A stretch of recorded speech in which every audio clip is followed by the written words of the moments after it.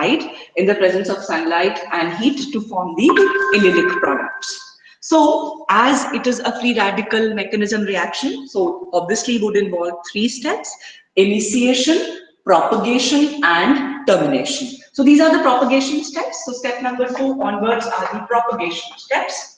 So let us see what is the initiation step. The reaction starts with N-bromosuccinamide. It will generate the bromide radical in the first step in the presence of sunlight or heat.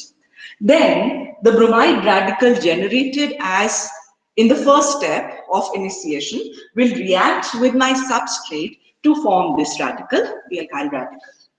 In step number 3, the N-bromo unreacted succinamide would react with the HBr formed in step number 1 of the propagation to form bromine. This bromine would react with my radical generated in step number 2 to form the allylic product along with the bromide radical. That bromide radical will actually replace or will cause the allylic halogenation, and the reaction would continue till the time there is NBS remaining. So when the NBS gets finished or when the NBS is over, the reaction would be quenched, the reaction would stop, because then the bromide radical would not be generated and the reaction will not be able to continue further. So this is a very different kind of selective bromination reaction carried out using NBS as a reagent. So when we use NBS as a reagent, we carry out a very selective kind of allylic halogenation.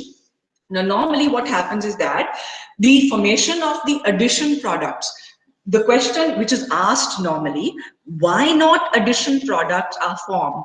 Why only substitution products are formed?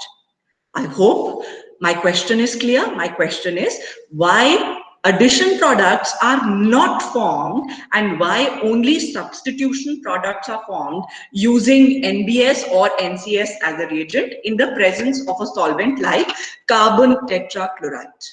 Because we are maintaining a concentration of bromine, we are maintaining a concentration of this radical which is fixed. Because if I'm going to use only bromine or only chlorine, so then the radical will be twice the number of radicals generated. Like if I take chlorine, the first step of initiation was that there were 2 chloride radicals which were generated. That means I cannot control the formation of those radicals which are too much in number.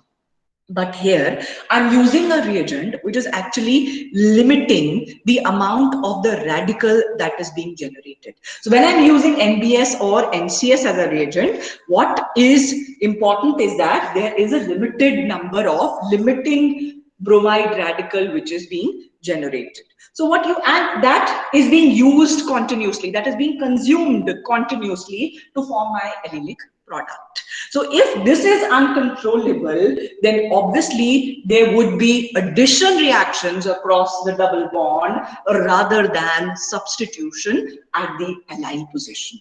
So what is important is that the first step, which is the generation of the bromide radical, and that is carried out with the special reagent which is called as NBS or the N-bromosuccinamide. So it is actually the function of NBS which is maintaining a low concentration, a small concentration of the halogen, bromine or chlorine. So the second question is, why is an ionic or a free radical addition to the double bond not observed with NBS if bromine is the reacting species? I repeat again, why is an ionic or a free radical addition to the double bond not observed with bromine, with NBS, if bromine is the reacting species? As I answered just 5 minutes back, this is because we are maintaining a concentration of bromine. We are maintaining a very low concentration of bromine so that there is no addition but only substitution across the allylic bond. So I'll just show you the mechanism of this reaction and how the reaction actually goes forward. So in the next step, let us see how the reaction goes